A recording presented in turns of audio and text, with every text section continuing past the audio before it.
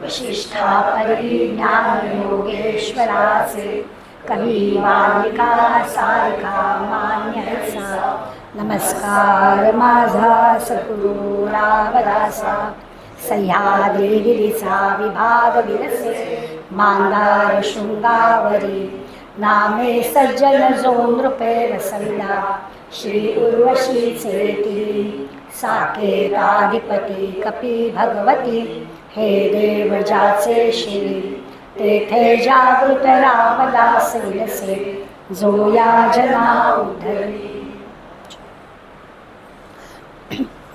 वेदांत सांगता सांगता पुन्हा एकदा व्यावहारिक गोष्टींकडे समर्थाने आपल्याला आणलं आहे. आपल्या लक्षात येईल गेले 2-3 वर्गांमध्ये आपण सगळा आत्मज्ञान असा अभ्यास करतो आहे. आज अचानक पुन्हा एकदा चातुर्याचा विषय समर्थाने घेतला आहे. समर्थांचं म्हणणं असं आहे की आपण समाजोन्मुख असलं पाहिजे. म्हणजे आत्ताच असं आहे ना की माझं झालं की झालं, मी आपल्या देवाचं नाव घेत बसेन, मी कुठेतरी आपल्या हिमालयामध्ये साधू आणि आपला तपश्चर्या करीन. समर्थांना याबरोबर समाजाशी पण आपली काहीतरी सांगड असायला हवी, समाजोन्मुख आपण असलं पाहिजे याची पक्की जाणीव होती. समर्थांनी तसंच आचरण केलं आहे आणि त्यामुळे पुन्हा एकदा आपल्या महंतांना समाजाशी कसं वागायला हवं, समाजामध्ये आपण कसं जोडून घ्यायला हवं सगळ्यांशी, हे ते आपल्याला सांगणार आहे. साधारणपणे आपण आता 16व्या-15व्या दशकापर्यंत आलो तर आपण माणसांचे प्रकार ह्यापूर्वी पाहिले. बद्ध, मुमुक्षु, साधक, सिद्ध असं वेदांताच्या किंवा अध्यात्माच्या दृष्टीनं आपल्या सगळ्या माणसांच्या विभागणी जी आहे ती ह्या 4 प्रकारात होते. त्यातला जो सिद्ध नावाचा आहे त्या सिद्ध नावाला काही त्या माणसांना बाकी समाजाशी काही सगळीकडे आत्मज्ञान, सगळीकडे ईश्वर त्याला दिसलेला असतो, त्यामुळे त्यांचा काही प्रश्न नसतात, ते कृतकृत्य झालेले असतात. संत ज्याला आपण म्हणतो की ते सिद्ध झालेले आहे, त्याला काही नाही, सुख नाही, दुःख नाही, यश नाही, अपयश नाही, सगळ्याच्या अतीत गेलेली ही मंडळी असतात. त्यांना काही मिळवायचं पण नसतं. त्यामुळे आपण त्यांना थोडं आजच्या दिवस थोडंसं आपण बाजूला ठेवू शकतो. मुमुक्षु जे आहे, साधक जे आहेत, त्या साधकांचा पिंड जो आहे, त्यांची जी इच्छा जी आहे, त्यांना जे करायचं आहे आपल्या देहाकडून, तर त्यांना त्या प्रपंचामध्ये त्यांच्या रस नसतो. साधक, आता आपण कोणालाही साधक म्हणतो, त्यामुळे समर्थांचा साधक विचारात घ्यायचा की तो प्रपंचात गुंतलेला नाही आहे, त्याच्या सिद्धाकडे जाण्याची वाटचाल त्याची चाललेली आहे, त्याला परमेश्वर शोधायचा आहे आणि तो मनानं अगदी भगवंतमय झालेला आहे. त्यामुळे साधकाचा सुद्धा विचार आजच्या समासात आपल्याला करायचा नाही आहे.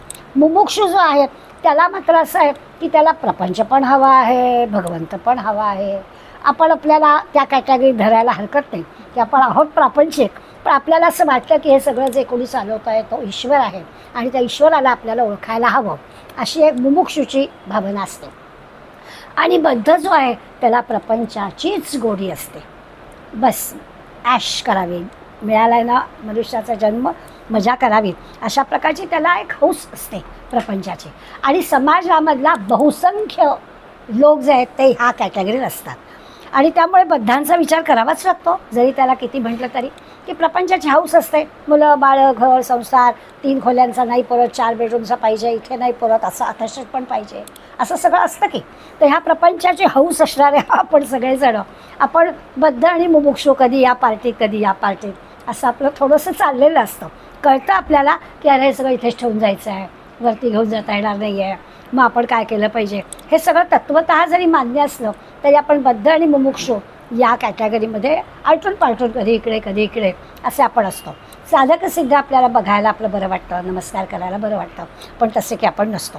ही सगळी आता परत एकदा आपल्याला आठवण करून द्यायची आहे. पूर्वी आपण सगळं पाहिलेलं आहे. आता हा जो आहे की ज्याला आपण म्हणतो की प्रपंच त्याला आवडतो किंवा प्रपंच त्याला करावा पण लागतो, असं आहे की समाजाचं चालायचं आहे, त्या समाजामध्ये असे सगळे प्रापंचिक असल्याशिवाय समाज चालणारच नाही आहे. त्यामुळे त्यांना काय अगदी आपल्याला वाईट टाकायला नको आहे, बाजूला करायला नको आहे, त्यांच्यामुळेच हा सगळा समाज चाललेला आहे. त्या उत्तम पण समर्थ सांगतात प्रपंच सुखे करावा, परी काही परमार्थ वाढवावा, परमार्थ अवघाची बुडवावा, हे विहित नव्हे. त्यामुळे हे लक्षात ठेवून जो कोणी वागणार आहे मग तो कधी मुमुक्षुच्या कॅटेगरीत असतो. पुन्हा काय आधी हे सगळं करावं मग बघू की पुन्हा आपली पार्टी बदली होते, असं सगळं आपलं होतं. त्यामुळे हे सगळं स्पष्ट करण्यासाठी अधूनमधून व्यवहारात यावं लागतं. सारखं सारखं आत्मज्ञान ब्रह्मज्ञान सगळीकडे ईश्वर भरलेला आहे असं किती जरी असलं आणि ते सगळं जरी खरं असलं तरी पुन्हा व्यवहाराकडे लोकांना आणावं लागतं. म्हणून मधून हे असे विषय समर्थ आणतात आणि याच्यामध्ये त्यांनी आता 15व्यातला 6वा जो आपण आज घेणार आहोत तो त्यांनी चातुर्याचा आणला आहे. आता हे सगळं सांगताना आपलं ध्येय काय आहे हे विसरायचं नाही आहे. म्हणजे संत सत्पुरुष जसं सगळीकडे आत्मस्वरूप स्वस्वरूप पाहत आहेत, सगळीकडे ईश्वर पाहत आहेत, या सगळ्या विश्वाच्या मुळाशी ईश्वर आहे असं जे आपल्याला सांगतात ते आपण विसरायचं नाही आहे. पण ते न विसरता आपल्याला व्यावहारिक जगात पण वावरता आलं पाहिजे. काहीच माहिती नाही काय झालं पाकिस्तानचं, असं काही झालं का, असं नाही चालणार, ते पण सगळं माहिती पाहिजे असा त्याचा अर्थ की आजूबाजूला काय चाललं आहे. समाजोन्मुख असलं पाहिजे म्हणजे काय असलं पाहिजे तर सगळ्या या विश्वाच्या मुळाशी ईश्वर आहे हा संत सत्पुरुषाचा जो अनुभव आहे त्याचा विचार करायचाच आहे. पण तरी देखील ईश्वराची 2 अंग आहेत. 2 अंग म्हणजे काय आहे, एक तर आपण हे पाहतो की तो अजन्म आहे, त्या ईश्वराला जन्म नाही, अजच असं त्याला म्हणतो की तो आहेच आहे, तो तुमच्यासारखा आला आणि गेला असं नाही होत, त्यामुळे तो आहेच आहे ही त्याची एक गोष्ट झाली. आणि दुसरं ज्याला आपण विभूती म्हणतो तो कुठे कुठे आहे तर सगळ्यामध्ये तो आहे. अगदी आपण नेहमी वर्णन करतो की अगदी धुलीच्या कणापासून हत्तीपर्यंत सगळीकडे तो ईश्वर भरलेला आहे. आपण गीतेमध्ये तर संबंध एक अध्याय विभूतींचा पाहतो की कुठे कुठे भगवंत आपल्याला प्रकर्षानं दिसतो. आपण एक उदाहरण म्हणून जर घेतलं तर पाणी ही गोष्ट अशी आहे, आता पाण्यामध्ये ईश्वर आहे असं जर आपण म्हटलं कुठे कुठे कसा आपल्याला दिसतो तर ईश्वराची ही जी 2 रूप आहेत त्यातल्या विभूतीचं जे रूप आहे ते पाण्यामध्ये कसं दिसतं तर आपल्याला निरनिराळ्या प्रकाराने निरनिराळ्या ठिकाणी असं पाण्यातला ईश्वर शोधता येईल. म्हणजे पाणी हे आपलं जीवन आहे, आपल्याला अन्न एक वेळ नाही मिळालं तरी चालेल पण पाणी मिळायला हवं, हे सगळं आपल्याला तत्वतः अनुभवाने मान्य आहे. पण तरी देखील पाण्यामध्ये ईश्वर आहे असं म्हणायचं झालं तर बर्फ हे काय आहे तर पाण्याचे घनरूप आहे, थंड आहे, पण ती विभूती आहे. पाणी या गोष्टीची विभूती काय तर बर्फ घनरूप आहे, त्याचं रूप वेगळं दिसतं. तसं वाफ ही जी आहे ती पाण्याचं जे काय आहे ते वायुरूप आहे, उष्ण आहे, रूप बदलत आहे पण त्याच्यात पाणी आहे. असा जर आपण विचार केला तर आपल्याला दिसेल दूध आहे, दुधात पण पाणी आहेच पण त्याला गोडवा आहे. म्हणजे त्याच्यात अजून त्या प्रत्येक ईश्वर जिथे आहे तिथे तिथे ईश्वराचं सामर्थ्य ईश्वराचं ऐश्वर आपल्याला त्याच्यात दिसतं. पाणी एकच गोष्ट पण त्या पाण्यामधला थंडपणा वायुरूपणा घनपणा उष्णपणा गोड हे जे त्याचं सगळं सामर्थ्य आहे, हे जे त्याचं वैभव आहे ते सगळं वैभव आपल्याला दिसतं, त्याला म्हणायचं विभूती. अगदी आता हेच वाढवायचं म्हटलं तर खरंच आहे दुधामध्ये जसं दिसतं तसं ताकामध्ये पण दिसतं पण त्याची चव बदली होते. त्यामुळे पाणी पण आहे आणि त्याचा आंबटपणा पण आहे. लिंबू म्हटलं तर त्याच्यात अधिक आंबटपणा आहे, मोसंबीचा रस म्हटलं पाणी पण आहे पण गोडवा आहे, उसाचा रस म्हटलं तर पाणी पण आहे पण गोड पण आहे. अशी अनंत सगळीकडे पाणी हे तत्वतः आहेच. मग त्यातलं ईश्वर रूप त्यातली विभूती काय आहे तर त्यातलं जे गुण आहे, त्यातलं जे सामर्थ्य आहे, त्यातलं जे वैशिष्ट्य आहे ते म्हणजे त्याचा गुण आहे. कारल्याचा विचार करा तर कारल्यात पण पाणी आहेच, पिळून काढतो आपण भाजी करायची म्हटली तर पाणी आहे, कडू आहे. पण हे सगळं जे की आहे ह्या पाण्यामधलं वैशिष्ट्य म्हणजे कुठल्याही सगळीकडे ईश्वर भरलेला आहे, त्या ईश्वराचं विशेषत्व, ईश्वराचं सामर्थ्य, ईश्वराचं वैभव म्हणजे हे सगळे गुण आहेत. आणि अशा पद्धतीने जर आपण विचार केला तर प्रत्येक ठिकाणी जे असं विशेष दिसतं त्याला म्हणायचं विभूती. विभूती म्हणजे काय तर विभूती म्हणजे तिथे असणारं ईश्वराचं विशेषपण. आता जर तो ईश्वर एकच आहे आणि तो सगळ्यांमध्ये आहे अशा विभूती रूपाने आहे, ऐश्वर्य रूपाने आहे तर आपल्याला दिसेल सगळीकडे वनस्पती असोत, पशु असोत, पक्षी असोत, अगदी माणसं तर आहेतच आहे, या सगळ्यांमध्ये ईश्वर भरलेला आहे. आणि तो ईश्वर त्याच्या विशेषत्वाने सौंदर्याने वैभवाने नटलेला आहे. म्हणजे ज्याला आपण एखाद्या माणसाचं असणारे गुण म्हणतो, कला म्हणतो, तिथे त्याचं ते ईश्वरत्व आलं की त्याच्यातला ईश्वर म्हणजे काय. मग आपण एखाद्याला नमस्कार करतो मग ती व्यक्ती म्हणजे अहो मी लहान आहे तुमच्यापेक्षा, मी तुझ्या वयाला नाही केला, तुझ्यातल्या बुद्धीला केला, हे जे आपण बोलतो ना सहज बोलतो आपण ते म्हणजेच ईश्वरत्व आहे. म्हणजे त्याला ईश्वराचं जिथे जिथे विशेष गोष्ट दिसते ती म्हणजे ईश्वर, ते म्हणजे ईश्वराची विभूती. असं सौंदर्याचं वैभवाचं वैशिष्ट्यपूर्ण अशी जी गोष्ट आहे त्याचा विचार आपल्याला करायचा आहे. आता हे समजण्यासाठी प्रत्येक गोष्टींमध्ये असणारा ईश्वर समजण्यासाठी आपलं अंतःकरण शुद्ध असावं लागतं. अंतःकरण शुद्ध नसेल तर मग वरवरची कृती आपली होते, नमस्कार होतो सगळी करतात म्हणून, मनात नसतं आपल्या. बऱ्याचदा असं होतं की ते सगळे रांगेने नमस्कार करतात, आपण पण करतो. रांगेतून बाहेर आल्यावर आपण काय, आपल्याला त्या व्यक्तीबद्दल काही माहिती नसते, आदर नसतो, किंवा माहिती आहे यांचं एरवी काय असतं ते वगैरे वगैरे किती प्रकार आपल्याला माहिती असतात. तर त्याच्यासाठी आपलं अंतःकरण शुद्ध निर्मळ असावं लागतं. भगवंताचं विभूतीपण, भगवंताचं विशेषत्व, भगवंताचं हे सौंदर्य हे आपल्याला ओळखता यायला हवं असेल तर आपलं अंतःकरण शुद्ध निर्मळ असावं लागतं. आणि असं अंतःकरण शुद्ध निर्मळ असेल तर त्या एखाद्या गोष्टीतली वाईट गोष्ट विसरून त्यातलं चांगलं आपण घेऊ शकतो. सगळीकडे चांगलं वाईट असतंच, मग त्यातलं फक्त आपल्याला चांगलंच घ्यायचं आहे, कारण ते ईश्वरत्व आहे. मग ते चांगलं घेण्यासाठी आपलं अंतःकरण निर्मळ असलं तर ते आपल्याला घेता येतं. हा पण विचार आपल्याला, ही सगळी पार्श्वभूमी आहे बरं का. आज जो आपल्याला समास शिकायचा आहे, चातुर्य हवं. चातुर्य हवं म्हणजे काय, तर त्या चातुर्यासाठी आपली तयारी कशी हवी ते आपल्याला सांगायचं आहे. त्यामुळे नुसतं एखादा माणूस श्रीमंत आहे, एखादा माणूस बुद्धिमान आहे, खूप डिग्र्या घेतलेल्या आहे, खूप ग्रंथांचा अभ्यास केलेला आहे, म्हणजे त्याला हे सगळं प्राप्त होईल असं नाही. याचा आणि अंतःकरण शुद्ध निर्मळ असण्याचा तसा फारसा काही संबंध आहे असं नाही. परंतु संत सत्पुरुषांनी ह्यातलं काहीच नाही केलं ना. त्यांच्याजवळ पैसा, ना त्यांच्याजवळ पद, ना त्यांच्याजवळ काहीच सत्ता, पण तरी देखील त्यांचं अंतःकरण निर्मळ होतं. म्हणून मग अंबाजीच्या हाताला लागलं असेल असं वाटलं, त्या गाढवा तहानेने व्याकुळ झाल्या, गाढव त्याला पाणी हवं असं नाथांना वाटलं. अशा ज्या गोष्टी संतांच्या चरित्रात आपण वाचतो त्याच्यावर लक्षात येते त्यांचं अंतःकरण निर्मळ आहे. त्यामुळे त्यातलं फक्त देवत्व, त्यातलं फक्त विशेष जी गोष्ट आहे, त्यातलं जे सौंदर्य आहे, ऐश्वर्य आहे, हे त्यांना दिसलं. आपलं काय होतं, आपल्याला पटकन वाईटच गोष्ट दिसते. आपण नेहमी म्हणतो ना, पांढरा स्वच्छ कपडा असतो तो आपल्याला नाही दिसत, त्याच्यावर काळा डाग बारीकसा पडलेला असतो तोच आपल्याला दिसतो. आता त्याला काय करावं, तर ते आपली अंतःकरणाची शुद्धता वाढवण्यासाठी हाचा समास आहे आपल्याला कळेल. आता अंतःकरणाची शुद्धता कशी वाढवावी, तर एक सोपी गोष्ट आहे की संत सहवासाने वाढावी, हे तर आहेच.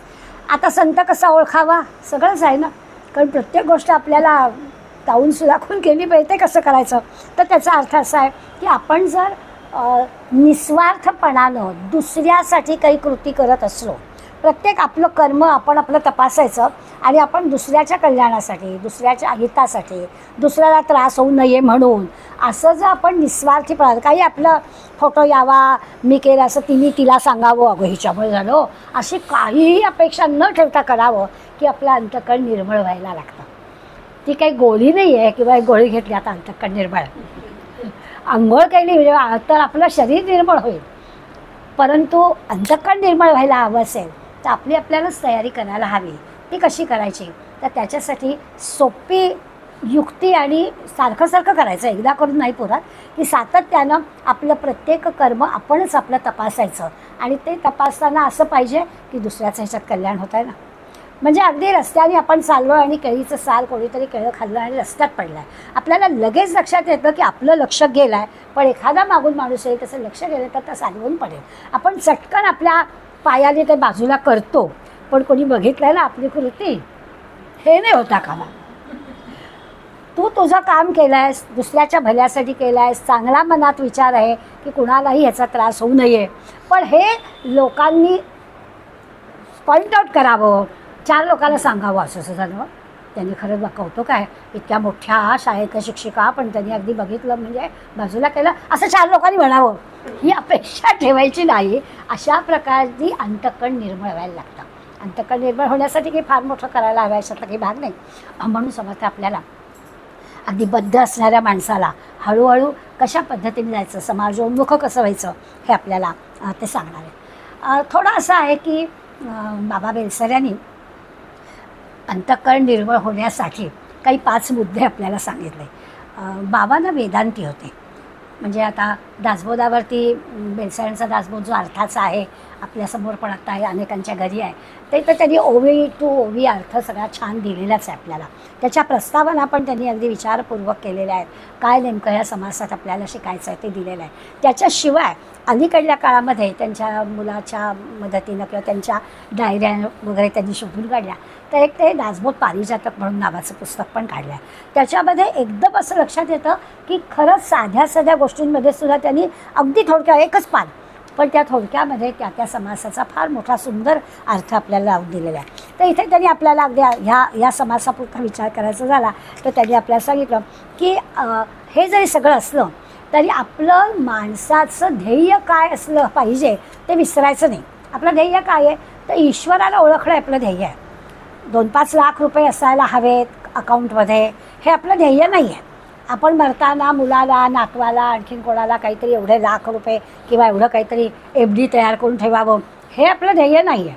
आपलं ध्येय जीवनाचं आहे की ईश्वर दर्शन आपल्याला झालं पाहिजे. आधी हे पक्क झालं आहे का असं बाबा आपल्याला विचारतात की आधी ध्येय आपलं पक्क पाहिजे, कुठे जायचं आहे ते आपल्याला माहिती पाहिजे, तर मग आपली कृती होईल.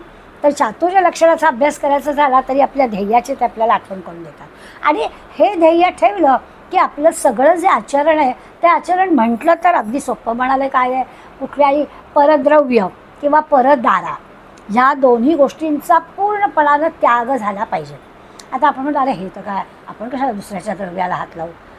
परद्रव्य आणि परदारा हे जर सांगितलं असेल तर अगदी सोपं आहे, आम्ही करतोच. आम्ही काही दुसऱ्याच्या पैशावर डोळा ठेवून नाही. आता इतकं सोपं नाही आहे. आज आपल्याला जर आपण एखादी कोणी वकील मैत्रीण असली तर विचारा किती घराघरांमध्ये चाललेले जागेवरूनचे वाद कोर्टामध्ये चालू असतात. मग ते परद्रव्यासाठी हे काय आहे नाही ना, आपलं ध्येय वेगळं आहे ना, मग कशासाठी ते परद्रव्यच आहे. किंवा आज आपण सगळ्याजणी आपल्याला सांगतात बघा हे व्हील करा, एकटं मूल असलं तरी व्हील करा. आता हे काय आहे, हा दुसऱ्यावरचा की आपल्या जवळच्या नातेवाईकांवरती आपला विश्वास राहिलेला नाही आहे की खरंच माझ्यानंतर माझं जे काही आहे स्थावर जंगम ते माझ्या मुलाला किंवा मुलीला मिळेल का, आणखीन माझ्या काही संबंध नसणारी मंडळी माझ्यानंतर येतील, अशा प्रकारचं भय आपल्याला असतं. तर आपण जरी ह्या मुद्द्याकडे बघ, परद्रव्य परदारा आमच्यासाठी नाही आहे, तसं नाही आहे. ह्या छोट्या छोट्या गोष्टी आपल्या लक्षात येतील. आणि जर ईश्वर दर्शन हे माझं ध्येय असेल तर या गोष्टीसुद्धा एका सीमेपर्यंत एका मर्यादेपर्यंत नियमांचं पालन करून बाकी सगळ्या गोष्टी आपण सोडून दिल्या पाहिजेत. अशा प्रकारचा विचार ते आपल्याला करायला सांगतात. प्रत्येक कर्म जे आहे ते ईश्वराच्याच वाढा. आपल्या आधीच्या पिढीला आपल्याला पण थोडी थोडी आपण सवय करतोय, आपल्या आधीच्या पिढीला सवय होतीच. मला अगदी चांगलं आठवत आहे, आमची आई रवा भाजायला घेतलं तरी म्हणायचे गणपती आया गजानना लाडू छान होऊ देत रे. मग आमचा दादा हसायचा, अगं तो गणपती राया गजाला का रवा भाजला रे तू. आणि त्याचा अर्थ आपण आता लक्षात घ्यायचा. आपल्याला अनुभव आहे, नेमकं आपण असं काहीतरी काम करायला जातो, दाराची बेल वाजते नाही तर फोनची बेल वाजते, गॅस बंद करायचा राहतो, मग तिकडे काय व्हायचं ते होतं. तर त्यावेळेला देवानी बुद्धी दिली पाहिजे की बघ दार उघडायचं तुझा गॅस बंद कर. ही जी काही आपली कृती आहे सहज वाटणारी पण मुद्दाम करावी लागणारी, त्यासाठी आपल्याला ईश्वराचं मदत असायला हवी. त्या प्रत्येक कर्म हे आपल्या ईश्वराच्या स्मरणात आपण करू, अशी अंतःकरण निर्मळ होण्यासाठीची आणखीन एक गोष्ट बाबा बेलसरे आपल्याला सांगतात. पुढे म्हणतात मग अशी सांगितलं दुसऱ्यासाठी झीज सोसावी. सगळं काय ते आपल्यासाठी नाही करू. एखादं तरी आपल्या लहानपणी आपल्याला एक वही असायची आणि त्या वहीमध्ये आपल्याला रोज लिहावं लागायचं की आपण दुसऱ्यासाठी काय केलं. आणि मग त्या काही वेळी तर बारीक सारी गोष्ट की आजोबाला रस्ता क्रॉस करून दिला असं तरी लिहावं लागायचं. तर हे जे काही आहे ती लहानपणी सवय का लावायची तर दुसऱ्यासाठी काहीतरी करावं हा विचार आहे. आणि निस्वार्थीपणानं त्याच्यातून मला मिळायसाठी नाही पण काहीतरी रोज कोणासाठी तरी आपण केलं आहे आणि त्याच्यामध्ये आपला काहीही भाव नाही आहे, सहजपणानं ही गोष्ट झाली पाहिजे.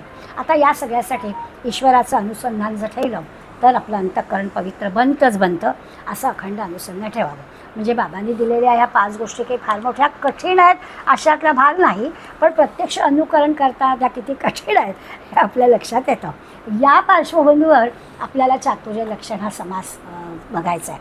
पण तत्पूर्वी म्हणजे 15व्यातला 6वा समास आपण आजचा बघणारच आहोत. पण याच्या अगोदर पण 2 समास आपण याच नावाचे पाहिलेले आहेत. तेव्हा आपण या चातुर्याचा अर्थ काय घेतला होता थोडीशी आपलं चुणूक म्हणून 14व्या दशकातला 6वा समास आपण चातुर्य लक्षण हा पाहिला होता. त्याच्यामध्ये आपल्या वागण्यातलं बोलण्यातलं चातुर्य आपल्याला अभिप्रेत होतं. म्हणजे त्याच्यामध्ये सहज त्यांनी आपल्याला सांगितलं रूपलावण्य अभ्यासिता न ये, सहज गुणासी न चले उपाये, काहीतरी धरावी सोये आगांतुक गुणाची. हे चातुर्य आहे की आपण कसे जन्माला आलो आहे, रंग काळा गोरा काय आहे हे आपल्या हातात नाही आहे, पण गुण आत्मसात करणं हे आपल्या हातात आहे. तसे गुण आत्मसात करणं हे चातुर्य आहे. तेव्हा चातुर्य लक्षणामध्ये 14:6 अशी सुरुवात आपली त्याला झाली ते. किंवा त्यांनी म्हटलं चातुर्य शृंगारे अंतर. आपलं आता जसं आपण म्हणतो ना अंतःकरण निर्मळ हवं, तर म्हणाले चातुर्याने आपलं अंतःकरण चांगलं शृंगारलं जातं, छान होतं. आता असं आहे की वस्त्रे शृंगारे शरीर, चांगले कपडे घातले, दागदागिने घातले तर शरीर शृंगारलं जातं. यामध्ये कोण थोरं शोधून काढावे. काय हवं आहे तुम्हाला? वरवर सगळं चांगलं हवं आहे का खरंच अंतःकरण तुमचं चांगलं हवं आहे? तुम्ही ठरवा. दोन्ही शृंगाराला गोष्टी आहेत. अलंकार घातलेत, छानपैकी कपडे वगैरे छान टकाटक असले तर तुम्ही छान दिसणारच आहात. म्हणून जर आपण कुठल्या लग्न मुंजी कारणाला जातो तेव्हा जरा ठेवणीतल्या गोष्टी घालतो कारण आपण चांगलं दिसावं 4 माणसामध्ये, अशासाठी ते करतो. तर काय करायचं तुम्ही ठरवा. अंतरशृंगार आहे त्याच्यासाठी चातुर्य हवं. मग ते चातुर्य आपल्याला प्रयत्नाने प्राप्त करता येतं. आणखी सुद्धा त्याच समासामध्ये अवगुण सांडिता जाती, उत्तम गुण अभ्यासिता येती. किती सोपं सोपं करून सांगितलं आहे की आपण प्रयत्न आधी आपल्याला अवगुण ओळखता आला पाहिजे आपला, म्हणजे मग तो सांडिता जाती, म्हणजे मग तो सोडता येईल. आणि उत्तम गुण अभ्यासिता येतील. उत्तम गुण दिसला आणि त्याचा आपण सराव केला, अभ्यास केला तर तो पण आपल्याला मिळवता येतो. कुविद्या सांडून जाती शहाणे विद्या. शहाणी माणसं जी असतात ती असं कुविद्या, ज्या वाईट गोष्टी आहेत त्या टाकतात, चांगल्या गोष्टी घेतात. की आपल्याला कळलं आहे की अरे हा आपला अवगुण आहे, ही आपली चुकीची सवय आहे, तर ती चुकीची सवय आपली जावी आणि चांगल्या सवयी आपण आत्मसात कराव्या असं आहे. अशा प्रकारचा मूर्खपण सांडिता जाते, शहाणपण शिकता येते असं समर्थ आपल्याला त्या 14:6 सांगत होते. पण याच्यासाठी प्रयत्नांवर भर होता. हे सगळं करायला प्रयत्न करावे लागतात. प्रयत्न नाही केला त्यातलं काहीच आपल्याच्याने होणार नाही. त्यामुळे 14:6 चातुर्य हे आपल्या वागण्या बोलण्याचं होतं आणि तेव्हा या गोष्टी आपल्याला ते सांगितल्या. दुसरा जो एक 15व्या दशकातला आपण हा जो आत्ता दशक अभ्यास होईल त्यातला पहिला समाजसुद्धा चातुर्य लक्षणाचा होता. आणि त्यावेळच्या निरूपणात मात्र त्यांनी आत्मज्ञानाचा विचार केला होता. कोण भाग्यवान आहे ते शोधा असं आपल्याला सांगितलं होतं. आणि भाग्यवान कसा? तर तो संत सत्पुरुष आहे, कारण त्याला ईश्वर कळलेला आहे, त्याला आत्मज्ञान प्राप्त झालेलं आहे. त्याला शोधा. आणि मग त्याला शोधायचं असेल तर कसं करायचं? तर त्याच्याशी संत सहवास हवा आपला, त्याच्याशी जर आपण मैत्री केली पाहिजे तर असं होईल. किंवा उत्तम गुण शोधून काढावेत कुणाजवळ आहेत ते, आणि त्याच्याप्रमाणे तो जसा उत्तम गुणी शृंगारलेला असतो, उत्तम गुणामुळे तो आदर्शवत होतो, तसं आपण ते करावं. आणि ज्याच्याजवळ उत्तम गुण असतात ना, आपोआप लोक त्याच्या शोधाला जातात, त्याच्या भोवताली आपोआपच गर्दी असते. तसं म्हणाले की भूमंडळामध्ये लोक अशा उत्तम गुणी असणाऱ्या माणसाला शोधत शोधत येतात. संतांना शोधायला लोक स्वतःहून जातात, संत येत नाहीत त्यांच्याकडे, आपोआप लोक जातात. त्यामुळे अशा पद्धतीचा माणूस शोधावा, आपण तसं होण्याचा प्रयत्न करावा. प्रगल्भता आपल्याजवळ यावी, अनंत गोष्टींचा आपण अभ्यास करावा, जरा कला संपन्न असावं म्हणजे लोक आपल्याकडे येतात. अशा अनेक गोष्टी आपल्याला त्यांनी या पुढल्या याच्यात पण सांगितल्या. याच्यामध्ये अजून त्यांनी असं म्हटलं की त्याचं आत्मज्ञान आहे, त्या आत्मज्ञानाला त्यांना पवित्र असं म्हटलं. म्हणजे सगळ्या प्रकारचे ज्ञान आहे. जसं त्या सांदीपनींच्या आश्रमामध्ये अवतार धारण केलेल्या भगवंताला, श्रीकृष्णाला पण गुरुगृही जावं लागलं. थोडे दिवस जावं लागलं, बाकीच्यांना 12-12 वर्ष लागली, ते ह्याला एवढी नाही लागली. पण समाजामध्ये गुरुगृही अध्ययन करायला जायचं. अवतार धारण केलं असलं तरी त्यांनी पण केलं. आणि त्या आश्रमामध्ये त्यांनी 14 विद्या 64 कला शिकल्या. बरं, त्या 14 विद्या 64 कला शिकल्या आणि तोच भगवंत आपल्याला सांगतो हे ज्ञान नव्हे, हे ज्ञान नव्हे. त्याचबरोबर समासच आहे अख्खा की हे काही ज्ञान नाही. म्हणजे या कला हव्यात, लोक आपल्या भोवती यावीत, काहीतरी कला आपल्या अंगी याव्यात, यापुरता त्याचा उपयोग नक्कीच आहे, नाही अशातला भाग नाही. पण या कला म्हणजे आत्मज्ञान नव्हे, आत्मज्ञान वेगळंच आहे. मग त्या आत्मज्ञानाला त्यांनी पवित्र म्हटलं. 15व्यातला 6वा समाज जो आपण आता अभ्यासणार आहोत त्याच्यामध्ये आपल्याला हा विषय पुन्हा येईल. खरं आहे, ज्ञाना इतकं दुसरं कुठलं पवित्र हे नाही आहे. त्यामुळे जगामध्ये आत्मज्ञान मिळवणं अत्यंत पवित्र. आता पवित्र कशाला म्हणायचं? तर आपली सगळी शहरं, सगळी गावं चांगली असतात, पण तीर्थस्थानांना आपण पवित्र म्हणतो. काहीतरी विशेष गोष्ट तिथे घडलेली असते म्हणून आपल्याला आळंदी तीर्थस्थान वाटतं, देऊळ तीर्थस्थान वाटतं, गोंदवल्याला जावंसं वाटतं, शिवथरगाई जावंसं वाटतं, कारण तिथे काहीतरी विशेष घडलेलं असतं. त्यामुळे ते पावित्र्य येण्यासाठी काहीतरी विशेष घडावं लागतं. अशा पद्धतीनं पवित्र शब्दाचा अर्थ आपल्याला चांगला कळतो. निरनिराळ्या पवित्रतेच्या गोष्टी आपण मानतो. जसं आपण गंगेला पवित्र मानतो, हिमालयाला पवित्र मानतो. आपण कुठलीही चांगली गोष्ट करण्यापूर्वी ओंकार म्हणतो, त्या ओंकाराला आपण पवित्र मानतो. रांगोळी दारात काढतो त्यातल्या स्वस्तिकाला, कमळाला आपण पवित्र मानतो. शंख, ज्याला शंखनाद करायचा असतो त्या शंखाला आपण पवित्र मानतो. फुलांना आपण पवित्र मानतो. अनंत गोष्टी अशा आहेत की त्याला आपण श्रीफळ आपण प्रत्येक वेळेला त्या श्रीफळाचा आपण उल्लेख करतो. तर ह्या सगळ्या ज्या आहेत ना, या पवित्र मानल्या जाणाऱ्या गोष्टी आहेत. अनंत अशा गोष्टी आहेत त्या आपल्याला प्रत्यक्ष दाखवता येतात. पवित्र म्हटल्यानंतर आपल्याला यादी ही सांगता येते की एवढ्या सगळ्या गोष्टींना आपण पवित्र मानतो. आता ज्ञानाची पवित्रता कशी दाखवायची? वस्तूंची पवित्रता आपल्याला दाखवता आली, नावं घेता आली. ज्ञान पवित्र आहे, आत्मज्ञान हे सगळ्यात पवित्र आहे. आता ते तर दाखवता येत नाही, ती तर जाणवण्यासारखी गोष्ट आहे. याच्या आधीचे सगळे समास आपण त्यासाठीच खर्च केले की ती गोष्ट की दाखवता येत नाही आहे. पण त्या आत्मज्ञानाला पवित्र म्हटलं आहे. पवित्र शब्दांनी, या सगळ्या वस्तूंनी आपल्याला पवित्र शब्द कळतो आहे, त्याचं महत्त्व आपण जाणतो आहे. परंतु आत्मज्ञान पवित्र आहे म्हणजे काय? शुद्धता वेगळी आणि पवित्रता वेगळी, ते तर आपल्याला कळतं. जसं आपण अंघोळ केली की आपल्याला स्वच्छ वाटतं, शुद्ध वाटतं, बरोबर आहे. पण पवित्र वाटायचं असेल तर काय करायला हवं? ज्ञानाच्या बाबतीत सगळ्या 14 विद्या 64 कला हे ज्ञान आहे, पण आत्मज्ञान पवित्र आहे. तसं स्नान संध्या करणं, म्हणून मग आपण गंगेचे, यमुनेचे व गोदावरी सरस्वती पाणी घेताना आपण पवित्र गंगे गोदावरीची नावं घ्यायची, असं आपण करतो. त्यामुळे भगवंतानी हा जो काही, किंवा समर्थानी हा जो पवित्र शब्द आपल्याला मुद्दाम वापरला आहे, तर त्याच्यामध्ये नुसती शुद्धता नाही आहे, त्या शुद्धतेबरोबर अजून एक गुण त्यांनी आपल्याला दिला आहे. जसं आपण तांब्यामध्ये पाणी लख्ख बाहेरून करतो, तो शुद्ध असतो, अगदी बरोबर आहे. पण तो शुद्ध स्वच्छ असणाऱ्या तांब्यामध्ये ते जर भरलेलं पाणी देवाच्या पूजेसाठी ठेवलं की ते पवित्र झालं. मग ते आपण लगेच तीर्थ म्हणून आपल्याला ते होतं. नाही तर ते पाणीच स्वच्छ करण्यासाठी अगदी चिंच लावून लख्ख केला आत बाहेर तांब्या, तर ती शुद्धता स्वच्छता वेगळी आणि त्याच्यातल्या ती भावना आहे, म्हणजे पवित्रता. त्या तांब्यामध्ये ठेवलेलं पाणी आणि सद्गुरूंचे पाय धुवायला, भगवंताच्या पूजेला, अशासाठी आपण त्या शुद्ध स्वच्छ पवित्र जलाचा वापर करतो आहे. त्यातलं जे पावित्र्यपण आहे ते दाखवता आलं तिथे आपल्याला कळलं की ते ज्यासाठी वापरलं आहे त्याच्यावरून आपण पवित्र शब्दाचा अर्थ लावू शकतो. जसं रोज आपण नाश्त्याला म्हणून अनेकदा शिरा करतो, हो, पण तो काही प्रसाद नव्हे. पण सत्यनारायणाच्या वेळेला आपण तसाच जेवण केलेला असतो, पण त्याला जरा वरती तुळशीचं पान ठेवलं की लगेच तो आपला प्रसाद झाला. त्यामुळे असं प्रसाद होणं, पवित्रता येणं, अगदी छान. कोकणामध्ये आपण अंगणं असतात, छानपैकी सडासारवड होतं, स्वच्छ होतं, अंगण झाडलं जातं, सारवलं जातं, हे शुद्धता स्वच्छता बरोबर आहे. रांगोळी काढली की त्याला पावित्र्य आलं. अशा पवित्रता आपल्याला दाखवता येईल. पण शब्दाचा अर्थ सांगायचा विचारलं ते हे सगळं कशासाठी? तर आत्मज्ञान पवित्र आहे म्हणजे काय? तर सगळ्या ज्ञानामध्ये आणि आत्मज्ञानामध्ये नेमका फरक काय आहे? कितीही विद्वान माणूस असला, सगळ्या कला अवगत असल्या, अनेक डिग्र्या त्याच्या नावापुढे लिहिलेल्या असल्या, पण आत्मज्ञान नसलं म्हणजे हे फोल नाही आहे, हे पण सगळं चांगलं आहे, पण त्याला ते तुळशीचं पान शिऱ्यावर लागतं, त्याच्याशिवाय तो प्रसाद होत नाही. याच्यासाठी आपल्याला लक्षात घ्यायचं आहे. एवढ्या मोठ्या याच्यामध्ये आता कुंभातून आलो आणि मग अगदी अहमहमी केले, मला पण दे थोडं गंगाजल, आणि मग ते आपण आपल्या टाकीत, आमच्याकडे टाकीत टाकलं बाटली.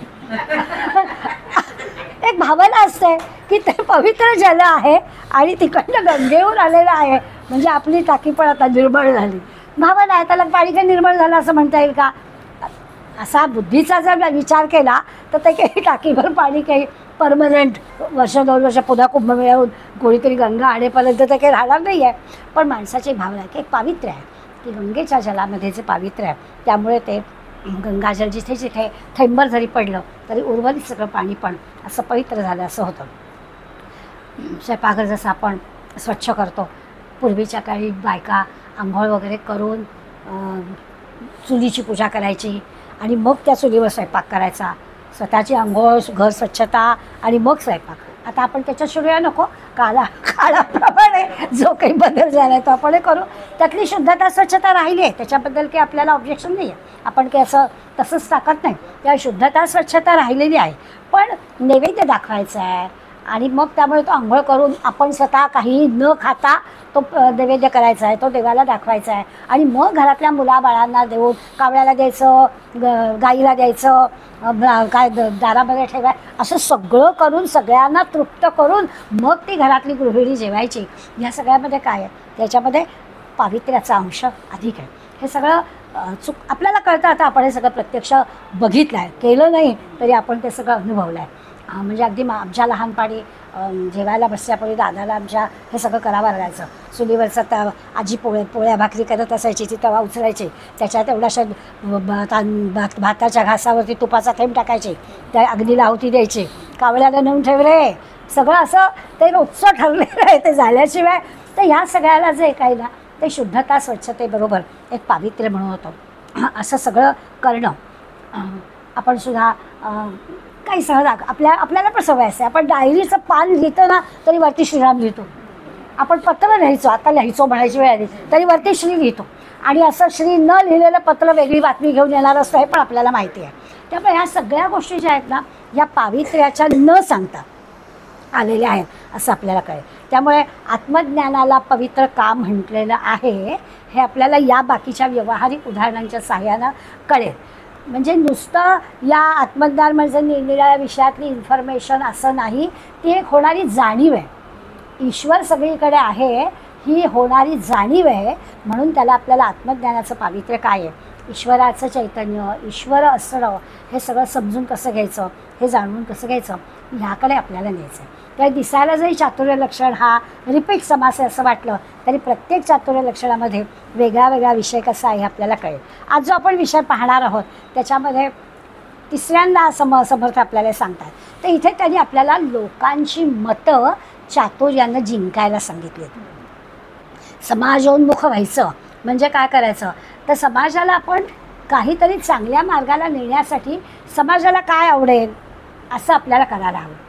मी काल घरी आल्यावर आपण काल एकादशीनंतर मला तिथे बसल्या असं वाटलं की अरे ह्या सगळ्यांकडून आपल्याला काहीतरी करून घेतलं पाहिजे. आपण नुसतीच आनंद साजरा केला की अरे रात्री झोपलो, आपल्याला काही कल्पनाच नाही, सकाळी उठून बघतोय तर झालं ऑपरेशन करूनसुद्धा कुणाच्या काळजीला कळलं नाही. तो जो एक आनंद झाला आपल्याला की अरे खरंच इतक्या आमच्या या बहिणींचं कुंकू ह्यांनी पुसलं पण त्याचा जे काही होतं ते आपल्याला मिळालं बाबा असा. मग तो आनंद जो मनात आहे तो काहीतरी कृतीने पण व्यक्त झाला पाहिजे. काय करता येईल आपल्याला, किती छान आमच्या सगळ्या भगिनी पुन्हा एकदा आपल्या घंटाईला सगळ्यांनी छानपैकी नमस्कार केल्या, कुंकू लावलं, आपण देवीची प्रार्थना केली. त्याच्या मागचा उद्देश आपण लक्षात घेतला पाहिजे. ह्या सगळ्या छोट्या मोठ्या आता तर आपल्याला इतकं जागरूक राहायला पाहिजे आहे की कदाचित आपल्या आतल्या देशातल्या ज्या कोणी अशा शत्रुत्व व्यक्त असणाऱ्या गोष्टी आहेत त्या कदाचित जोर धरतील आणि आपलं जेणं फार कठीण करून टाकतील. सुरुवात गेल्या आठवड्यात झाली, पुण्यामध्ये आपण 2-3 घटना ऐकल्या. मग आपण किती जागरूक राहायला पाहिजे, ह्याच्यासाठी आपण किती संघटित व्हायला पाहिजे, ह्याच्यासाठीचा हा विचार समर्थ आपल्याला या चातुर्य लक्षणात आता सांगणार आहेत की आपण समाजामध्ये लोकांना लिडरशिप कोणीतरी घेणारं लागतं, तसं चातुर्य आपल्याकडे असलं पाहिजे. म्हणजे एकीकडे तर समर्थ आपल्या सगळ्या कुणाच्या नादी लागू नका, आत्मज्ञानाकडे जायचं आहे ना, कोणाच्या नादी लागू नका. आणि एकीकडे सांगतात सगळ्यांची मनं राखा. आता आपल्याला सगळ्यातलं बरोबर कसं साधायचं ते ठरवायचं आहे. म्हणजे संतुलन ज्याला म्हणतो ते कार्यकर्त्याला संतुलन करता आलं पाहिजे की किती मिसळायचं, किती बाजूला राहायचं, करून करायचं काहीच नाही आणि नुसत्या ऑर्डर्स असं पण चालत नाही. त्याच्यामध्ये आपल्याला लिडरशिप पण घ्यावी लागते, तो जो काही त्रास असेल तो पण सहन करावा लागतो, असं पण सगळं करायचं. सगळ्यांचं सगळं शांतपणे ऐकून घेण्याची पण आपली वृत्ती असायला हवी. हे सगळं चातुर्य लक्षात आज आपल्याला समर्थ सांगणार आहे की आपण काय काय केलं पाहिजे. आपण समोर आलेल्या माणसाला जिंकायचं आहे ना, पहिली गोष्ट काय करायची, यस यू आर राईट. कधीही कुठल्याही माणसाने काहीही सांगितलं तरी लगेच विरोध नाही करायचा. भगवंतांनी स्वतःच्या उदाहरणाने दाखवलं आहे. अर्जुनाने गलितगात्र झाला, शस्त्र टाकलं, या युद्ध करणार म्हणाला, समोर माझी माणसं आहेत, युद्ध कसं करू? Yes, you are right. भगवंताने कोणी पहिल्या अध्यायात म्हटलं, सगळं त्याचा अर्जुन विषादोळ ऐकून घेतला. बरोबर आहे, तो म्हणतोयस ते, पण शेवटी करायला लावलं युद्ध. ही जी काही युक्ती क्लुप्ती आहे ती चातुर्याची आहे. चातुर्य असं असलं पाहिजे, समोर येणारा माणूस जे काही सांगतोय त्याला लगेच विरोध करायचाच नाही. बरोबर आहे, हो तू म्हणतेस ते बरोबर आहे. अशीच सुरुवात तर माणसांची मनं जिंकली जातात. म्हणून या सभासद आपल्याला ते पाहायचं आहे की आपण माणसांची मनं खूप गोडच बोलावं लागतं. प्रसंगी कठोर व्हायचं केव्हा ते पण समर्थ सांगणार आहेत आपल्याला, पण गोड बोलावं लागतं. त्याशिवाय मुखात वाणी गोड हवी म्हणतात ना, तसं असायलाच पाहिजे, नाहीतर माणसं आपलीशी नाही होणार. चातुर्याचं पहिलं लक्षण आहे की माणसं आपलीशी करणं. त्यासाठी आपल्याला हे करावं लागतं. ह्याच्यात कुठे फसवणूक अडवणूक काही नाही. त्याचं आणि आपलं सगळ्यांचं हित आहे हे आधी पक्कं करायचं आहे. त्याच्या हितासाठीच आपल्याला हे बोलायचं आहे, नाहीतर मग काय असा त्याचा अर्थ नाही, आपल्याला कळेल. त्यामुळे त्याच्या मुद्द्याचं लगेच खंडन करायचं नाही. तो काय सांगतोय ते शांतपणानं ऐकून घ्यायचं आहे. तुझं म्हणणं अगदी बरोबर आहे असं म्हणायचं आहे. सगळंच तुझं चुकीचं असं अजिबात म्हणायचं नाही. आणि असं करता करता ज्याला माणसं आपली झाली की मग आपण जे काही म्हणू ना ते घडतं. 4 लोकांना आपलं वाटतं त्याला जर आपण म्हटलं की येस तुझं बरोबर आहे, आपण तू म्हणतेस असंच करूया, की मग त्याला पण इंटरेस्ट वाटतो. नाही तर ठीक आहे तू काय कर, तुला काय माझी कुठली गोष्ट पटत नाही, बघ तुझं तू, असंच लोक म्हणतील. त्याच्यासाठी ह्या गोष्टी आपल्याला करायला लागतात. लोकसंग्रहाशिवाय कुठलीच गोष्ट होत नाही. माणसं कुठल्याही कामाला माणसं लागतीलच. आणि त्यामुळे एक विचारानं ती माणसं कसं वागतील हे आपल्याला पाहायचं असतं. कार्यकर्ते जे तयार करायचे असतात ते अशाच सगळ्या समाजातून करायचे असतात. त्यामुळे त्या कार्यकर्ते तयार करण्यासाठी ही गोष्ट अत्यंत सावधपणानं आपल्याला करावी लागते. कुठला माणूस कुठल्या कामासाठी आपल्याला उपयोगी पडणार आहे हे शोधावं लागतं. आणि तसं तसं त्याला खुश करून आपल्यामध्ये थोडी जबाबदारी टाकणं, त्याला चांगलं म्हणणं, अशा सगळ्या गोष्टी समर्थ सांगतायत आपल्याला, या करायलाच पाहिजे. काही लोक असे असतात की ते समाजात अगोदरच मान्यता पावलेले असतात, समाजाची मान्यता असते त्यांना.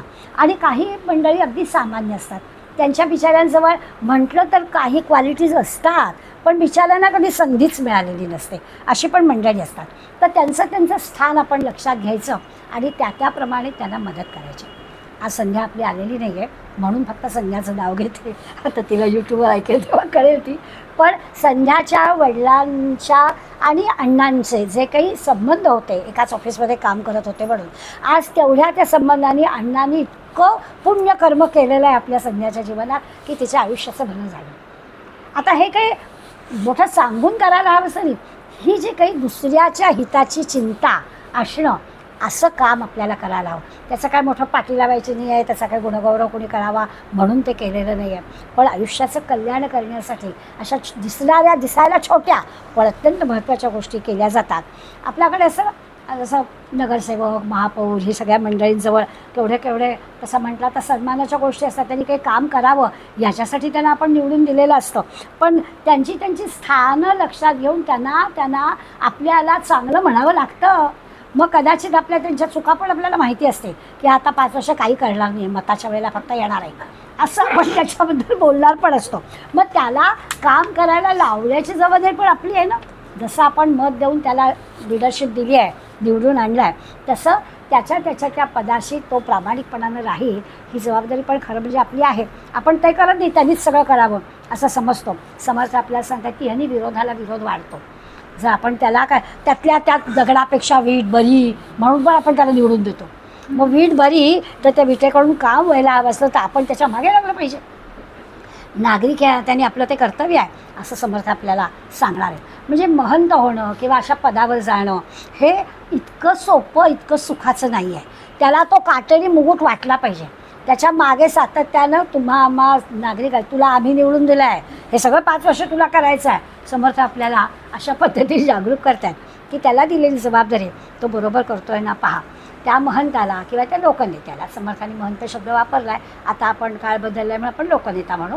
हा जो लोकनेता आहे, हा जो महंत आहे, याला सगळ्यांना बरोबर घेऊन चालायचं आहे, त्या सगळ्यांसाठी त्यांनी काम करायचं आहे. यासाठी त्याचं ते स्थान किंवा त्याचं ते पद आहे याचं विस्मरण त्याला होऊ द्यायचं नाही. ही जबाबदारी पण तुमची आमची आहे. या समासाच्या मध्ये अजून त्यांनी मगाशी जसं मी आत्मज्ञानाबद्दल बोलले की गीतेत पण आपल्याला त्यांनी सांगितलं नाही ज्ञानेन सदृशम, म्हणजे या आत्मज्ञानासारखं दुसरं कुठलंच नाही आहे असं गीता पण सांगते, दासबोध पण आपल्याला सांगतं. तर ते जे काही सगळ्या गोष्टी म्हणजे समाजातल्या गोष्टी करता करता सातत्याने, जसं मगाशी सुरुवातीला मी म्हटलं की वेदांत चांगला सांगत होते आणि अचानक चातुर्याकडे आले. चातुर्य सांगता सांगता सुद्धा आत्मज्ञान ते विसरत नाही आहेत. प्रत्येक मुद्द्यानंतर ते सांगतायत की मुळात आपलं काय आहे, तर आत्मज्ञान शोधायचं आहे, हे सगळं करायचं आहे, पण मुळातली आपली गोष्ट त्या आत्मज्ञानाकडे जाण्याची आहे. तो घट्ट आधार जर आपण घेतलेला असेल तरच या बाकी सगळ्या गोष्टींचा आहे. याच्यामध्ये समर्थ अजून एक तुमच्या आमच्यासाठी एक मुद्दा सांगतात की या अशा गोष्टीमुळे म्हणजे आत्मज्ञानासारखं ज्ञान प्राप्त करण्यासाठी सगळीकडे जो कोणी ईश्वर आहे तो ईश्वर कळण्यासाठी आपण समाजामध्ये ज्या पद्धतीनं दुसऱ्याच्या हिताचा विचार करतो आहे, आपलं आचरण ठेवतो आहे, या सगळ्याचा परिणाम असा होतो की आपलं प्रारब्ध बदलतं, रेषा तितुकी पुसवून जाते, हे तो प्रत्ययाला येते. आपण माझ्या नशिबात असेल तर मिळेल, अजिबात समर्थांना ही गोष्ट मान्य नाही. नशिबात असेल तर म्हणजे काय, आपल्या कर्तृत्वाने ते मिळवायचं आहे. तुमचं प्रारब्ध काय जे लिहिलं असेल, समर्थ आपल्याला सांगतात भविष्य सांगणाऱ्याकडे जाऊ नका, भविष्य घडवणाऱ्याकडे जा. भविष्य सांगणारा तुमच्या काय तुमचे ग्रह दशा काय आहे ती सांगेल, फार तर फार ती बदलायचं काम तुमचं आहे.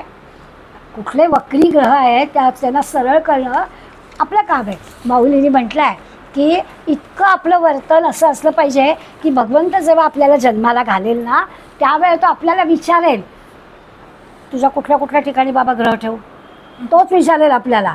असं आपलं कर्तृत्व असलं पाहिजे. अशा पद्धतीने ते आपल्याला सांगतात की प्रारब्ध वगैरे म्हणजे हा महत्त्वाचा मुद्दा त्यांनी आपल्या चातुर्य लक्षात सांगितला आहे. सगळ्या समाजाला आपलंसं करता करता हळूहळू कसं आपण म्हणजे त्यांचं तर म्हणणं आहे की वेड्याला सुद्धा आपल्याला शहाणं करता येईल. आपण म्हणतो बाबा वेड्याला शहाण्याला शहाणं करणं मुश्किल आहे, वेड्याला काय कर, पण त्यांचं म्हणणं आहे की वेड्यानं सुद्धा शहाणं करणं, वेड्यानं सुद्धा परमार्थ शिकवणं शक्य आहे जर प्रयत्नपूर्वक आपण केलं तर. त्यांनी अनेक धक्के चपेटे जीवनात सोसलेले असतात, त्यामुळे त्यांच्या पद्धतीनं त्यांना जर आपण परमार्थ शिकवला. कधी कधी असं होतं ना की ज्यांना धक्के बसलेले असतात ना ते परमार्थाकडे लवकर वळतात, या कारणाने तरी का होईना वळतात, असंही होतं. म्हणून ते आपल्याला सांगतायत की आपण फार मोठे त्यांच्यापेक्षा वेगळे आहोत, आपण फार उंचीवर आहोत असं आपण न समजता त्यांच्याशी आचरण ठेवावं आणि मग हळूहळू त्यांना परमार्थाकडे वळवावं, आपोआप आपल्या भोवती येतील असं ते सांगतात. खूप सारं भ्रमण करावं. समर्थांनी स्वतः देशपर्यटन केलं आहे, त्या आपल्याला पण ते सांगतात विविध कारणांनी निमित्ताने का होईना भरपूर पुष्कळ गावांचं निरीक्षण करत हिंडावं, पुष्कळ लोक भेटावेत, पुष्कळ लोकांशी संबंध ठेवावेत, सगळ्यांचं निरीक्षण करावं आणि त्या निरीक्षणाने नेमकं आपल्याला काय करायचं आहे, काय कुठे नेमकं आढळेल ते आपण शोधून घ्यावं. समर्थांच्या काळामध्ये तर पायीच प्रवास होता, आता तर आपण सहजपणानं कुठल्याही ठिकाणी उपलब्ध आहेत आपल्याला वाहनं. फक्त बदल काय झाला आहे, आपली दृष्टी ही नाही आहे. समर्थ ज्या पद्धतीने आपल्याला प्रवास करायला सांगतायत, हिंडावं म्हणतायत, त्या दृष्टीने आपण प्रवास करत नाही. आपण निसर्ग बघायला जातो, आपल्याला चेंज म्हणून आपण जातो, पण भोवतालच्या लोकांचं निरीक्षण करावं, त्यांना अभ्यासावं, त्यांच्या अडचणी समजून घ्याव्या असा दृष्टिकोन आपला नसतो. आपली मौज मजा अशा प्रकारचा दृष्टिकोन ठेवून आपण करतो. त्यामुळे समर्थ फिरायला सांगतायत, समर्थ देशभ्रमण करायला सांगतायत, असा जो प्रवास समर्थ करायला सांगतात त्याच्या मागचं कारण जे आहे ते आपल्याला पुन्हा एकदा अभ्यासाला हवं आहे. आणखीन एक गोष्ट समर्थ सांगणार आहेत, जसं प्रारब्धाचं सांगितलं, फिरण्याचं सांगितलं, तशी आणखीन एक सांगतात की लेखन करावं. समर्थांच्या लेखन प्रक्रियेवर एक स्वतंत्र समास पण समर्थांनी लिहिला आहे, पण आत्ता त्यांनी पुन्हा लेखनाचा उल्लेख आपल्या या समासात केला आहे. आणि लेखन करावं म्हणजे काय करावं, तर सगळ्यांना काही लेखन करणं शक्य नाही आहे. आपल्या आलेला अनुभव शब्दबद्ध करणं किंवा आपल्या कल्पनेतल्या काही गोष्टी शब्दबद्ध करणं अशी काही प्रतिभा सर्वांजवळ असते असं नाही. मग ग्रंथ लिहून काढावेत असं पण समर्थांनी आपल्याला सांगितलं आहे. त्यावेळेला ग्रंथलेखन करणं खरंच अवघड होतं. बोरू तयार करायला लागायचा, शाई तयार करायला लागायची, कागद तयार करायला लागायचा, तेव्हा कुठे लिखाण व्हायचं. याचा अर्थ आपण लक्षात घेतला पाहिजे की सतत आपण कार्यरत, कार्यमग्न असलं पाहिजे. आता आपल्याजवळ काय आहे, लोक आपल्याला म्हणतात की त्यांना पण तेवढेच त्रास होत आहे, आम्हाला पण नाही, पण त्या 24 तासामध्ये त्यांना खूप काही कामं करायची होती. आपलं आता कामं सगळी इझी झाली, त्यामुळे आपण अधिक कामं करू शकलो पाहिजे. मग त्यांनी आपल्याला थोडीशी मुभा दिली की तुम्ही ग्रंथ लिहा, तयार ग्रंथ आहे, तयार तुमच्याजवळ मटेरियल आहे. खूप मंडळी ग्रंथ लिहितात का आता, म्हणजे छापखाने असून सुद्धा आता काय आपल्याला गेलं की लगेच एक झेरॉक्स काढली की आपल्याला हवं तेवढं सगळं मिळतं आहे. पण तरीसुद्धा आता जरी आपल्याला इझिली सगळं अवेलेबल असलं तरी लिखाणातून काय होतं, आपल्यापैकी काहींना माहिती असेल, काहींनी सहभाग पण केला असेल. आपण एकदा एका दिवसात दासबोध लिहिला आहे, 200 समास एका दिवसात लिहायचा संकल्प आपण केला. आणि खरोखर सकाळी 6 वाजल्यापासून आपल्याकडे लोक यायला लागले. इथे सोय केली होती, कागद ठेवले होते, पेनं ठेवले होते, ग्रंथ आणून ठेवले होते, एक समास लिहायचा, प्रसाद घ्यायचा आणि जायचं. आता 200 समास यायला 200 माणसं यायला पाहिजेत. काही पत्रका छापली नव्हती, असंच एकमेकाला सांगितलं होतं, तुम्ही या, मैत्रिणीला घेऊन या, शेजारपाजारांना घेऊन या, सकाळी फिरायला जातानाच या, योगाला जाताना पण या, किंवा या आणि ग्रंथ लिहा. मनात असं वाटलं होतं की 200 लोक कुठली येणार, असं कसं होईल. मग काही मैत्रिणींना सांगितलं होतं तुम्ही जरा जास्त वेळ घेऊन या, उरलेला ग्रंथ आपल्याला लिहायचा आहे. प्रत्यक्षात मात्र दुपारी 1:30 वाजता ग्रंथ संपला लिहून. 200 लोक सकाळी 6 ते 1:30 आले, सगळं घरभर लोक बसले. ते केल्याने होतं आहे रे, असा आपल्याला अनुभव येतात. छोट्या छोट्या गोष्टीतून आपल्याला अनुभव येतात.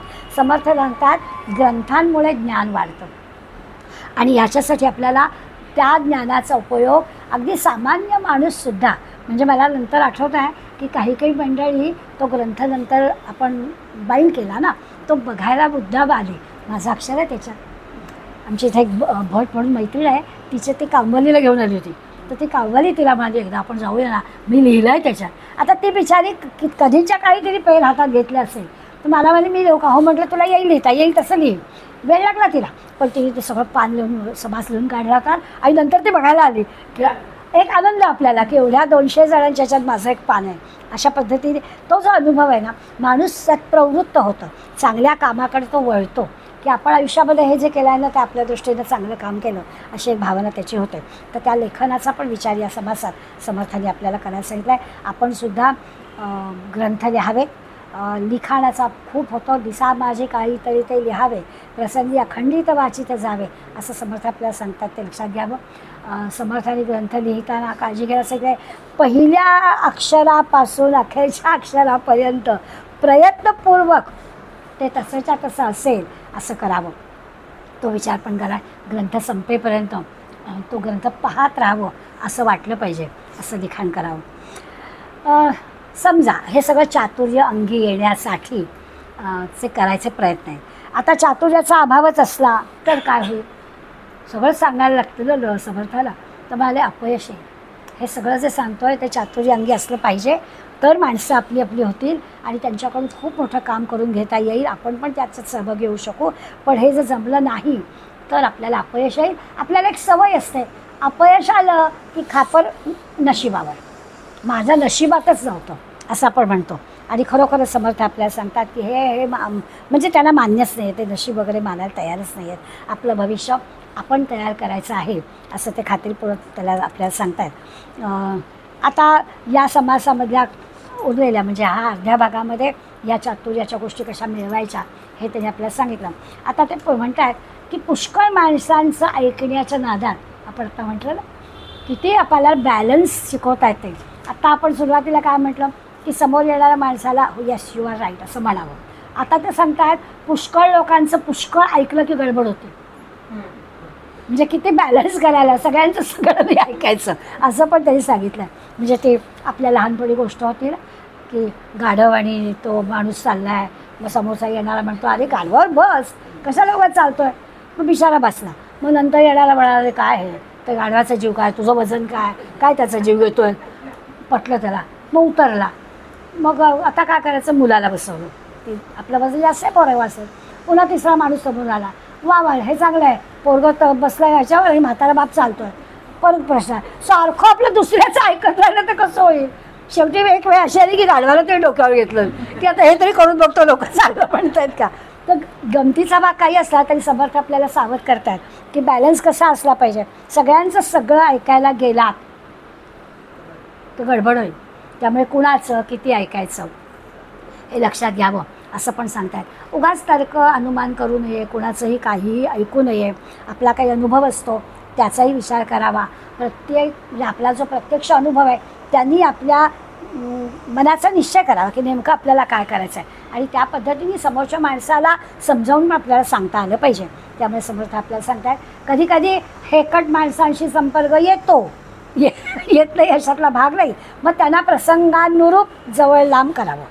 उगाच फार आपला वेळ खर्च करू नये असं पण विवेकाच्या जोरावर सगळी कामं करावीत. आपलं अंतरंग कळू देऊ नये. म्हणजे हे करताना मी असं केलं आहे असं तिसऱ्या माणसाला सांगू नये. काय करायचं ते परस्पर करून टाकावं. एखादा आपल्याला कामामध्ये अडथळे आणणारा माणूस भेटतो, त्याला न बोलता बाजूला कसं ठेवता येईल असं करावं. पण बोलून 4 माणसात आपलं हे सांगू नये, नाहीतर ते त्याच्या कानापर्यंत जातं, मग आणखीन ते 2चा 20 कानापर्यंत होतं. त्यामुळे समर्थ आपल्याला सावध करतात की एखादा हेकट माणूस असला तरी विवेकाने काम करावं. आपलं अंतरंग बाहेर कुठे दिसेल असं करू नये. काय करायचं ते करावं. याच्यासाठी आपल्याला दुसऱ्याचं मनोगत जाणायला शिकलं पाहिजे. दुसऱ्याच्या मनात काय, दुसऱ्याचं जसं हित पाहायचं तसं दुसऱ्याच्या मनात काय आहे ते सुद्धा आपण ओळखायचं. सगळ्यांनाच खरं म्हणजे परमार्थाला लावायचं आहे असं नाही आहे. हे सगळं व्यवहारातल्या गोष्टी करता करता त्यांना लावायचं आहे परमार्थाकडेच. जसं नवीन कोणी दासबोधाचा अभ्यास करायचा असं म्हटलं की आपण सांगतो की नाही की त्यांना गोडी लागायला, आपल्याला त्यांना वळवायचं आहे ना, त्यांची इच्छा पण आहे. मग वळवायचं काय, मी सांगितलं होतं आपल्या मिलींना की तू असं कर, सुनील दादाची छोटी छोटी पुस्तकं आहेत, मी तुला यादी देते, ती तू वाच. मार्ग चांगला आहे, तुझी इच्छा पण आहे आणि मार्ग आहे. आणि बरं ती गोडी लागतील अशी पुस्तकं आहेत. 80-90 पानाचं पुस्तक. दासबोधातला ज्ञानयोग काय आहे, दासबोधातला कर्मयोग काय आहे, दासबोधाचं मानसशास्त्र काय आहे, दासबोधामध्ये गुरु शिष्यांचा संबंध काय आहे, असे सगळे विषय त्यात आले आणि लहान लहान पुस्तकं केलेली आहेत. ती वाच. गोडी लागण्यासाठी हे बरोबरच आहे. आता ती गोडी लागली की नाही, मला मुळात ग्रंथ काय तो, ही गोडी लागायलाच हवी. परमार्थाकडेच लोकांना आपल्याला वळवायचं आहे. पण सुरुवात कशी करायची, एकदमच हातात ग्रंथ दिला. आमच्याकडे शिवशोधाकडे शिबिर होतं आणि मग मुलांना दासबोध ग्रंथ म्हणजे दाखवूच नका, करायचं आहे का आत्ता त्या 10-12 वर्षाच्या मुलाला एवढं मोठं पुस्तक उचलत पडली बिचारायला, करायचं काय दाखवून. मग त्यांना काय दाखवता येईल, त्यांना जे दाखवायचं त्यांच्या छोट्या छोट्या गोष्टी. मग समर्थाचं बालपण सांगायचं आहे, त्यांच्यातही तुमच्यातला काय फरक आहे, समर्थाचा मित्र कसा असावा, मग आपला मित्र कसा असायला हवा, अशाच गोष्टी सांगायच्या. आणि मग त्यांना तुम्ही त्या ग्रंथाची ओळख, मग इथेच लिहिलं आहे बरं का, या गळीतच बसले होते कल्याण स्वामी लिहायला, समर्थ सांगतात आणि कल्याण लिहित आहे, मग त्यांना त्याची हे लक्षात येईल. आणि मग कधीही जेव्हा मोठेपणी ते ग्रंथ घेतील तेव्हा त्यांना आठवेल आम्ही पाहिलं ती जागा. अशी गोडी लावणं हा आपल्याला विचार करायचा आहे. ते चातुर्य आपल्याजवळ असलं पाहिजे. दुसरं ते सांगतात की जसं हेकट माणसाशी संबंध आला तर काय करावं, तसं बऱ्याचदा असं होतं की ज्या कामासाठी आपण आलेलो आहोत वायफळ बडबड खूप होते. जसं आपण रोज अनुभव घेतो ना, मग कोणीतरी लगेच ओंकाराला सुरुवात करतं. कारण नाही तर आपला मूळ स्वभाव जो आहे, 4 माणसं एकत्र आलं की आपल्याला एकमेकांशी बोलावंसं वाटतं. विषय तर इतके सोपे सोपे वाटणारे, सहज येणारे असतात, त्यामुळे त्याच्यात आपण गुंतत जातो. मग ज्या कामासाठी आपण आलेलो होते काम बाजूला राहतं आणि बाकीच्या गोष्टी होत्या, तिथे पण चातुर्यानं ओंकार घ्यायला सुरुवात करावी की आपोआपच कामच होतात, असं त्याचा अर्थ आहे. आणखीन एक समर्थ आपल्याला मुद्दा सांगतात की एखाद्या माणसाचं पद किंवा एखाद्या माणसाचं स्थान आपल्याला मिळावं अशा प्रकारचं मनात सुद्धा ठेवू नये की ते स्थान मला मिळालं पाहिजे, तो काही माणूस या स्थानाला योग्य नाही आहे मीच, असं पण मानायचं काही कारण नाही. कोणी काही बोललं, कोणी काही आपल्याला सांगितलं की नाही तूच कशी योग्य आहेस, तरी आपल्या लक्षात घ्यावं की नाही आपण ते सगळं कितीही त्याच्यापेक्षा आपल्याजवळ असणाऱ्या क्वालिटी जास्त असल्या तरी देखील ही सगळी योजना असते. केव्हा त्या स्थानावरून आपण बाजूला व्हायचं, नवीन माणसाला न्यायचं, हे सुद्धा चातुर्याने केलं पाहिजे. आपण काही सगळे अमरपट्टा घेऊन आलेलो नाही आहोत. आपल्या लक्षात येईल बघा, आपण जर आजूबाजूला पाहिलं तर एखादी संस्था, त्या संस्था चालकाच्या नंतर चांगल्या पद्धतीनं काम करताना आपल्याला दिसते, तेव्हा आपण लक्षात घ्यायचं की चातुर्यानं त्या संस्थेच्या चालकानं नंतरची पिढी तयार करून ठेवलेली असते. काही संस्था एखाद्या संस्था चालकाच्या नंतर संपतात, कारण त्यांनी सूत्र आपल्या हातात ठेवलेले असतात, तो कोणाला देतच नाही. समर्थ आपल्याला जागं करून सांगतात. योग्य वेळेला कितीही आपल्याजवळ क्वालिटीज असल्या तरी आपल्याला बाजूला होता आलं पाहिजे, नवीन माणसाला पुढे आणलं पाहिजे. याची देही याची डोळा हे कार्य जे आहे ते पुढे चालू ठेवायचं असेल तर हे चातुर्य आहे. चातुर्य नाही तर माझी सत्ता आहे ना, मी म्हणेन तसंच. आता सून घरात आले ना, दे ना कणवटीच्या किल्ल्या तिच्या हातात, मला विचारून तिने भात टाकायचा किती टाकू, असं नाही चालत. असं जसं आपण व्यवहारात म्हणतो तसं समर्थ आपल्याला सांगतात. आपोआप काय होतं, विरोधकांना ही गोष्ट कळते, विरोधक पण विरोध करत नाहीत की योग्य पद्धतीने सगळा कारभार चालला आहे, असं पण समर्थ आपल्याला सांगतात. एकंदर सभोवतालची परिस्थिती चातुर्याने कशी सांभाळावी याचा विचार ते करतात.